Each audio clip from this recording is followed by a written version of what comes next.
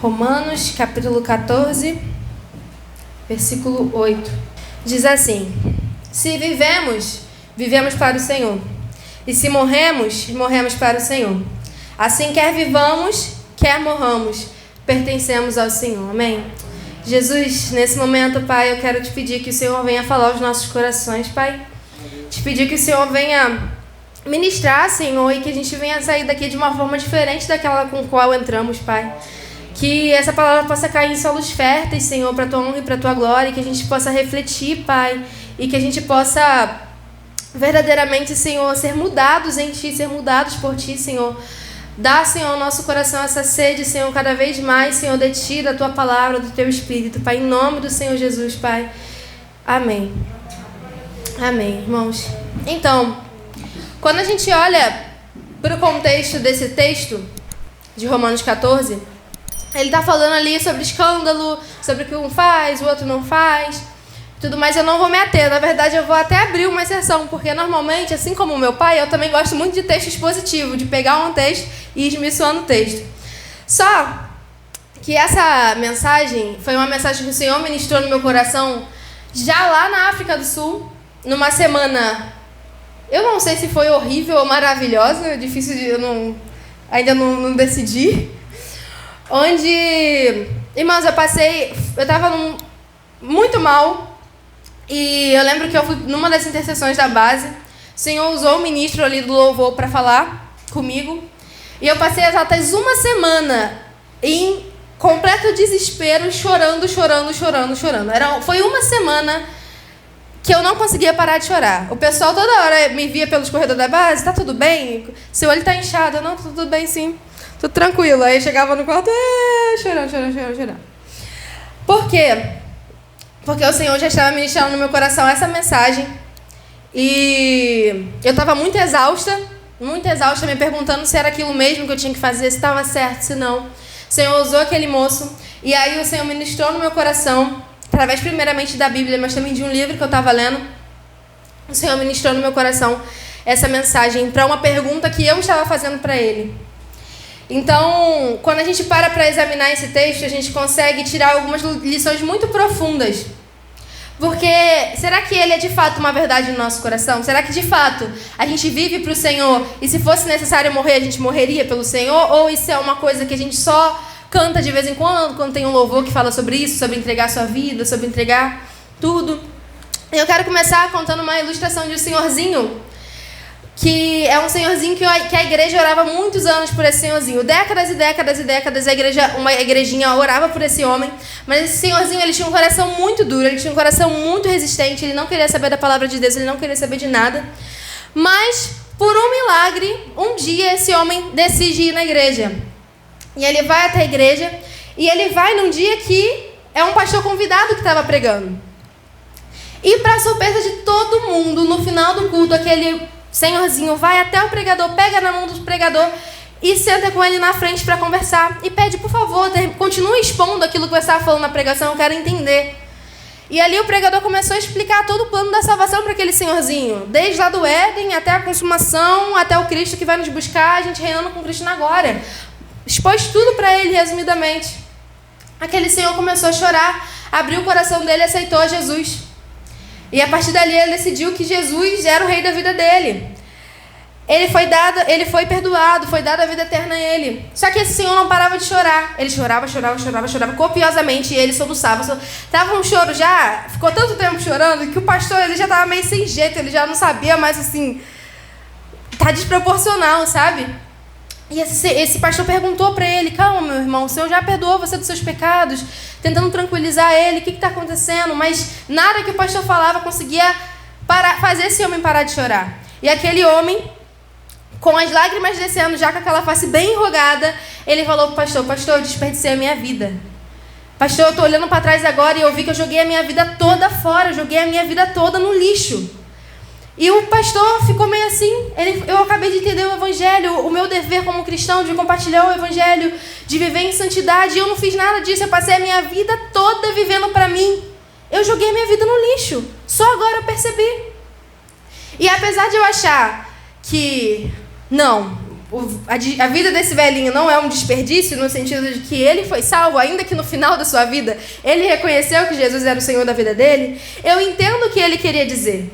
Eu entendo que todos os anos de vigor que ele teria, toda aquela força, aquele ânimo que ele teria para compartilhar de Cristo lá com a sua juventude, para proclamar Jesus, já tinha passado. Agora, por conta da idade, ele ia poder continuar proclamando o amor de Cristo? Óbvio, isso é dever de todos. Mas ele já não teria mais a disposição. Agora tudo seria mais devagar, com mais dores, tudo mais lentamente. Seria tudo mais complicado, apesar de não ser impossível. E é interessante porque quando a gente olha para a nossa sociedade de hoje, ela nos fala com o completo oposto sobre isso. Esse Senhor entendeu o que talvez a maior parte da igreja brasileira não tenha entendido. Porque que a sociedade está o tempo todo falando para a gente vê isso no Instagram, no WhatsApp, as pessoas reproduzem isso o tempo todo, o quê? Que a gente tem que ir atrás da nossa felicidade, que a gente tem que fazer aquilo que nos faz bem, que a gente tem que correr atrás das nossas coisas, viver a nossa vida. E a verdade é que mesmo a gente, dentro da igreja, a gente ainda vive com essa mentalidade também. Eu me vi, mesmo em missões lá na África do Sul, eu me vi com essa mentalidade ainda também. De que é como se aquilo ali não fosse... Eu não consigo expressar, mas é como se ainda não tivesse na sua totalidade. Eu poderia estar fazendo outra coisa. Em alguns momentos vinham essas coisas na minha mente. E aí acaba que a gente vive uma vida vivendo só pelos nossos próprios interesses, vivendo só pelos nossos próprios prazeres, e a gente não reflete sobre a necessidade dos outros. A gente não reflete sobre o que Deus quer fazer com a gente. É tudo sobre a nossa conta, é tudo sobre os nossos problemas familiares, é tudo sobre a nossa vida corriqueira, e a vida vai passando, vai correndo, como se Deus não existisse.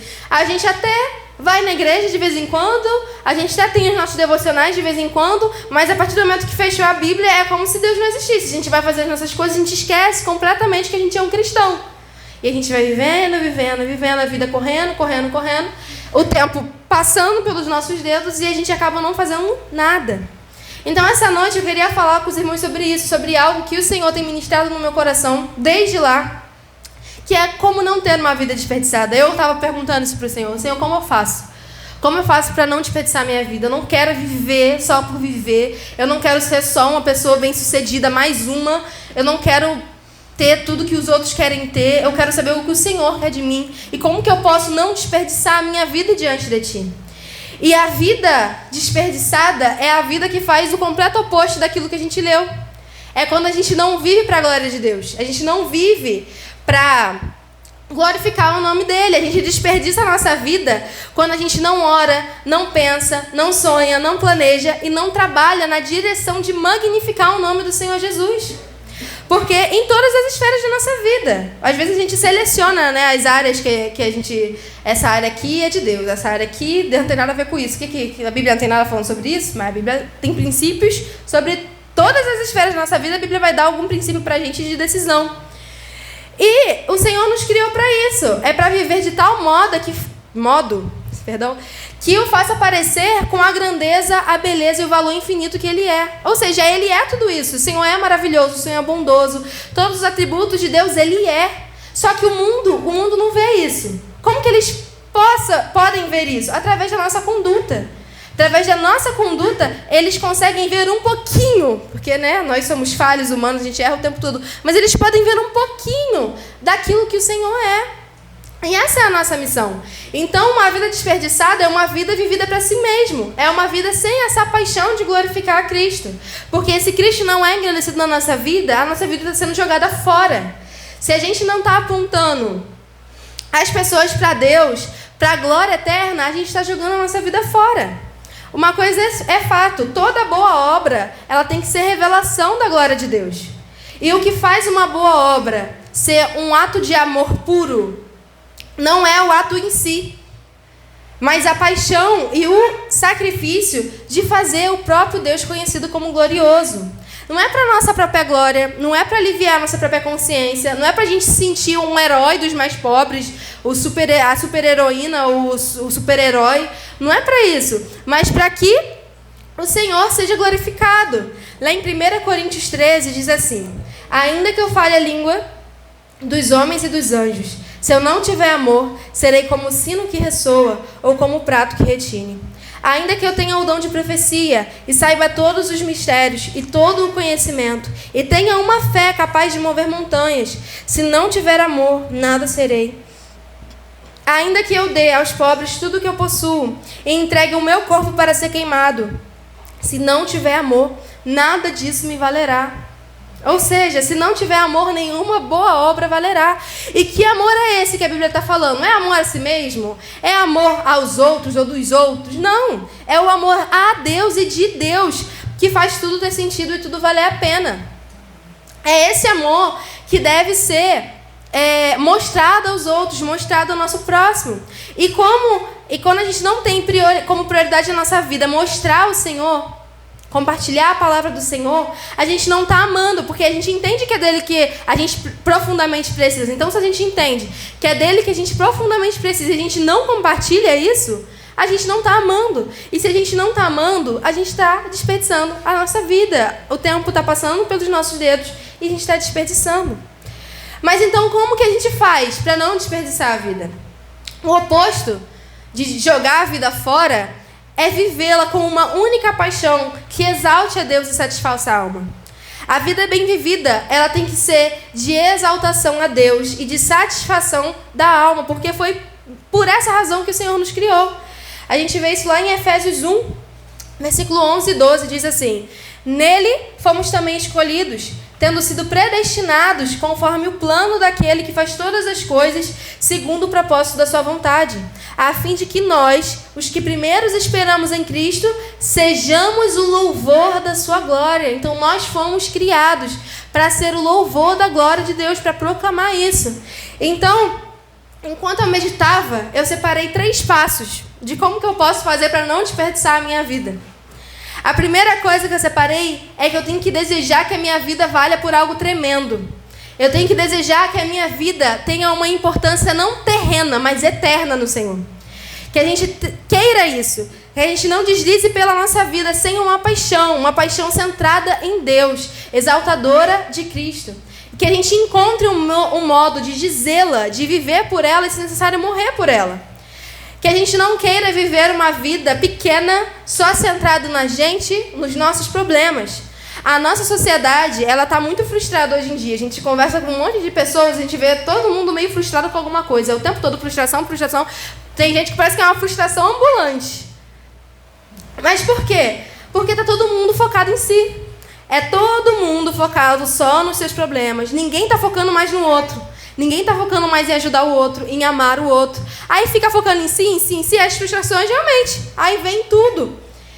E focando não só nas próprias frustrações, mas nas próprias glórias, nas próprias conquistas pessoais. É sempre atrás do que eu posso conseguir mais, o que eu posso fazer mais. E aí eu quero.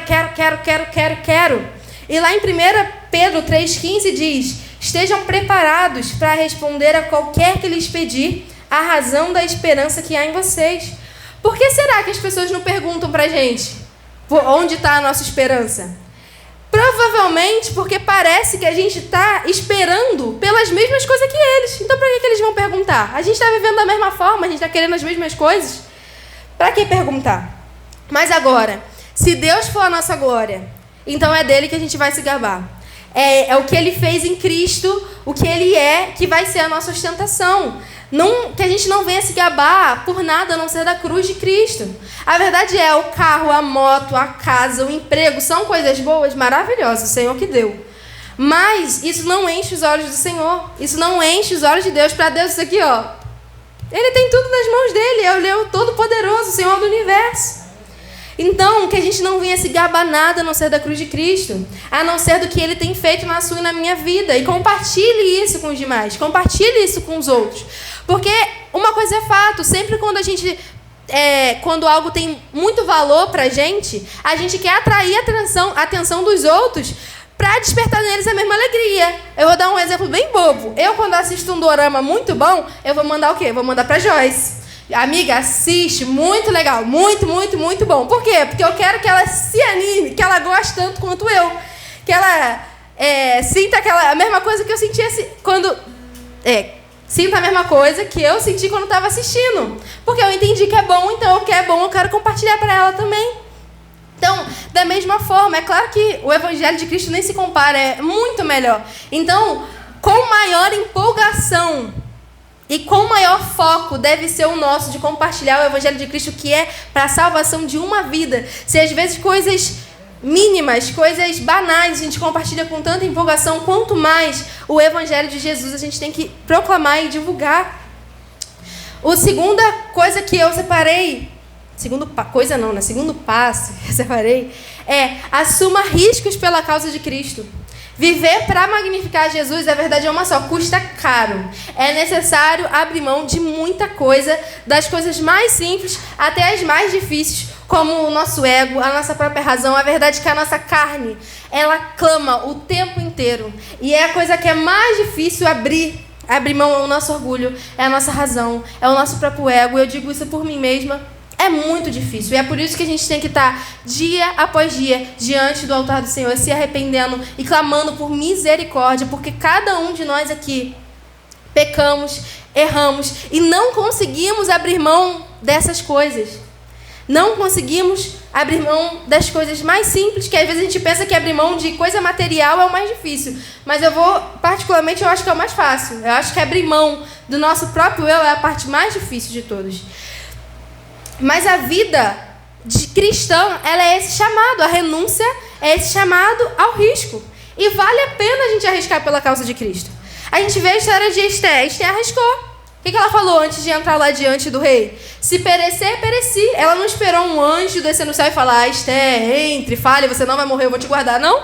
Ela não tinha certeza de nada. O rei poderia matar ela ali naquele momento. Mas ela arriscou. Ela tomou uma decisão baseada na prudência e no amor pelo povo e na confiança em Deus. Ela teve que arriscar ou correr.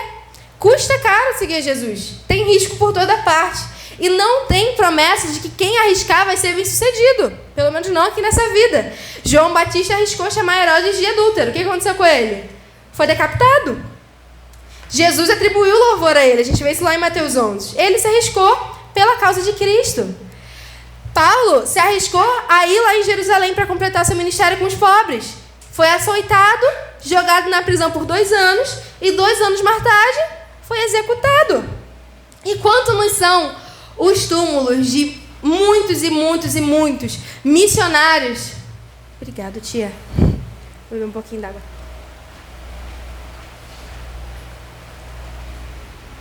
E quanto nos são os túmulos de tantos missionários que se arriscaram pela causa de Cristo para pegar pelos povos não alcançados? Tem um filme que é muito bom.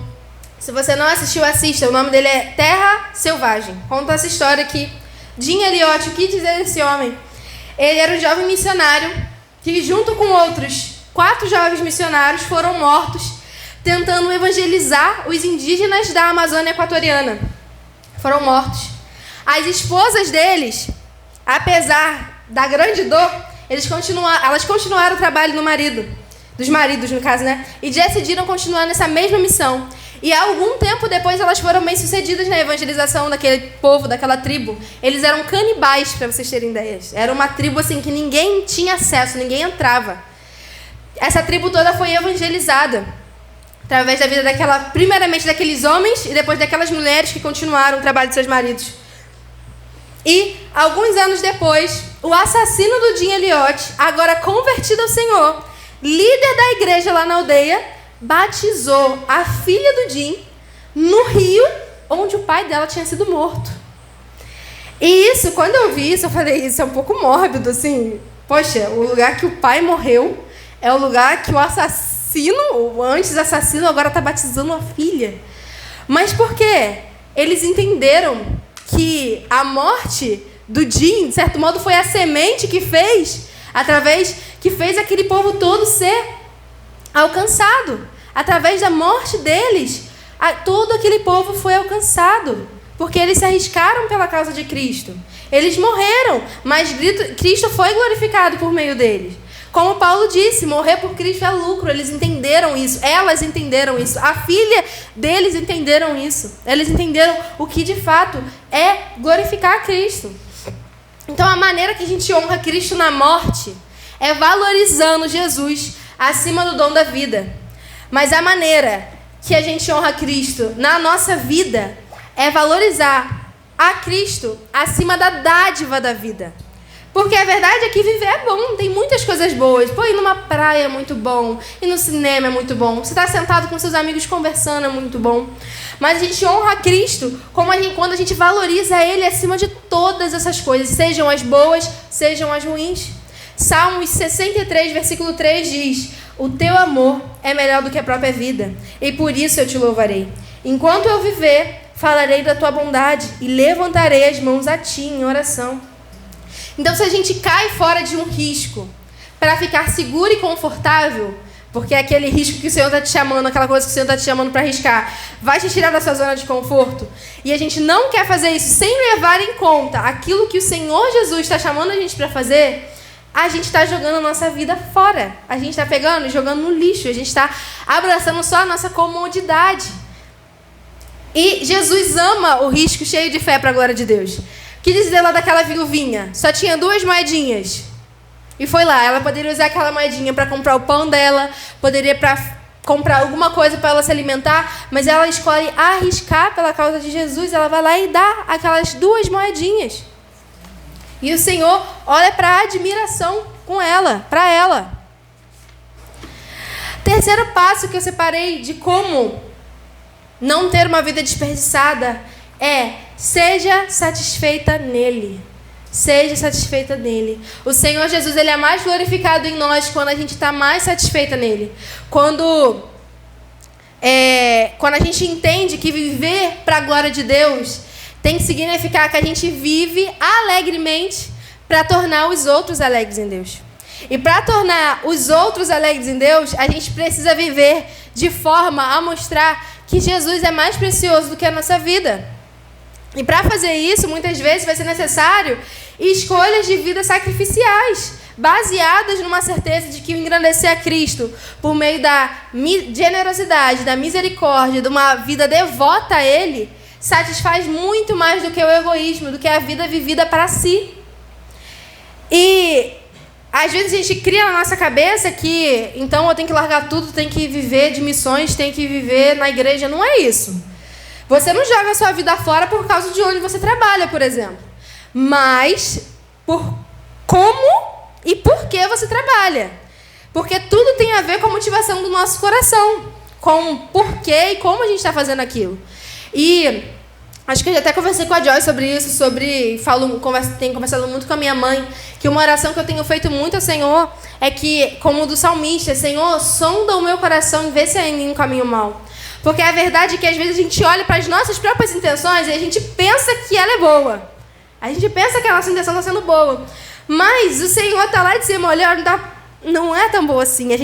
Nosso coração é enganoso. A gente pensa que está, mas não está. E é por isso que a gente tem que sempre estar pedindo: Senhor, som do meu coração, som da minha intenção. Por que eu estou fazendo isso? É para glorificar o seu nome, é para me engrandecer.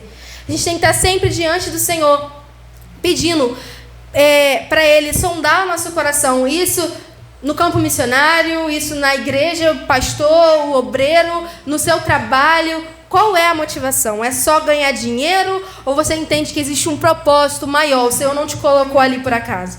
Porque não existe mais classe espiritual. Isso já foi jogado por terra muito tempo atrás, lá na Reforma. Primeiramente na Bíblia, depois novamente na Reforma. Tudo isso já foi jogado para trás. Não tem mais o pastor está aqui, o missionário está aqui, os membros estão aqui. Todos nós temos um acesso gratuito ao Pai. O plano, na verdade, é que tenha uma parceria entre aqueles que estão indo e aqueles que enviam e mantêm. Então, que a gente permaneça na sua profissão com Deus. Lá em 1 Coríntios 7, 24 fala: irmãos, cada um deve permanecer diante de Deus na condição em que foi chamado. Então, que seja o seu pensamento: Deus me colocou aqui e agora. Como que eu posso demonstrar o valor dele nesse trabalho? Como que eu posso fazer ele mais glorificado aqui? Porque se todo mundo fosse pastor, todo mundo fosse missionário, onde que estariam os pedreiros para construir a casa? Onde estariam as professoras para ensinar? Onde estariam os empresários para investir nas lojas, que são os lugares onde a gente vai comprar as coisas? As costureiras para a gente ter roupa? E por aí vai. Toda profissão digna glorifica a Deus. A questão é: Você tem usado a sua profissão para desperdiçar a sua vida, ou ela é uma ferramenta para a glorificação de Deus através da sua vida? Esse que é o ponto.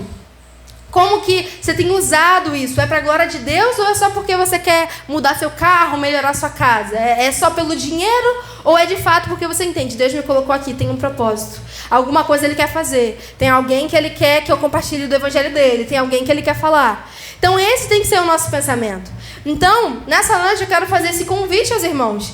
E a mim mesma também, que a gente venha todos os dias colocar como objetivo prioritário da nossa vida, tá? É lá no topo, a glorificação de Cristo, de fazê-lo conhecido na sua casa, primeiramente, né, entre aqueles que convivem com você, que é os primeiros que a gente tem que mostrar Cristo, no seu trabalho. De não desperdiçar a sua vida vivendo para você mesmo, mas abrindo mão do seu próprio ego, da própria vontade, e às vezes até mesmo do próprio dinheiro por amor a Cristo e a Deus, e pela obra missionária também. Principalmente, muitas vezes a gente tem algo no nosso coração diferente e a gente vai deixando aquilo passar. O Senhor chamou cada um de uma forma diferente, no sentido que, por exemplo... quando eu falo, por exemplo, que nem todo mundo foi chamado para ser missionário, pastor, eu estou falando de missionário de tempo integral. Porque, de modo geral, todos nós somos missionários. Todos nós temos que compartilhar do amor de Cristo onde quer que a gente esteja. Mas o Senhor sempre coloca algo diferente no seu coração. Por exemplo, se você gosta muito de criança, às vezes o Senhor está te chamando para fazer algo diferente com as crianças. Se você gosta muito do ensino, às vezes o Senhor está te chamando para fazer algo diferente em relação a isso. Se você gosta muito de... agora não está vindo à mente, mas o Senhor Ele coloca um desejo diferente no teu coração, no coração de cada um. Às vezes tem alguém no seu trabalho que está se aproximando cada vez mais de você. E o Senhor tem colocado no seu coração de discipular aquelas pessoas. Mas você fica fugindo, fica esquivando. Mas... o Senhor, Ele tem nos chamado para algo diferente, que a gente não venha fugir disso. Se o Senhor tem colocado algo no nosso coração, que a gente venha perseguir esse chamado. Que a gente não venha esperar um anjo aparecer para te dar a resposta de alguma coisa, um sonho. Não, a palavra já nos dá a resposta. Está lá, ide por todo mundo pregar o evangelho. Está lá, quer comais, quer bebais, faça tudo para a glória de Deus. Glorifique o nome do Senhor onde quer que você esteja. E se o Senhor tem colocado isso no seu coração, de uma forma diferente, faça. Não corra disso, persiga isso. Que a gente tenha Cristo como nosso principal tesouro, que a gente não desperdice a nossa vida. Porque avançar a causa de Cristo vale tudo. Vale tudo. Porque esse é o plano de Deus para a história mundial. Que todas as pessoas de todas as nações, de todas as tribos, de todas as línguas, cheguem para adorar e valorizar Cristo como seu tesouro acima de todas as coisas. Então, irmãos, que a gente não venha jogar a nossa vida no lixo, vivendo pra gente, vivendo só no nosso mundinho. Que a gente escolha viver por Cristo. Que a gente abrace a causa missionária, que a gente abrace também a igreja local. É muito importante. A gente está congregando, a gente está sempre junto. A gente está empenhado na igreja local, ajudando o pastor, ajudando a obra. Também é uma obra missionária nesse lugar aqui. Que a gente esteja sempre empenhados, que a gente abra mão de coisas por isso, por amor ao evangelho, por amor à causa de Cristo. Vale a pena abrir mão do nosso cansaço, vale a pena abrir mão da nossa comodidade, da nossa casa. É difícil, né? Mas é muito difícil a gente às vezes tira aquela sonequinha da tarde para vir de novo. Nossa, hoje mesmo eu tirei a sonequinha da tarde. Quando eu acordei para vir para o culto, eu queria tanto continuar aqui, mas vale a pena abrir mão das menores às maiores coisas pela causa de Cristo. Então, que a gente não desperdice a nossa vida. Que a gente seja um evangelista onde quer que a gente vá. Mas não só com palavras. Palavras é essencial. Se não fosse, o Senhor não tinha se revelado através da palavra. Mas também através da nossa vida. Através da pregação do evangelho, através das nossas vidas, das nossas ações. A gente abre portas para o evangelho pregado com palavras. Quando a gente pratica aquilo que a gente quer ensinar.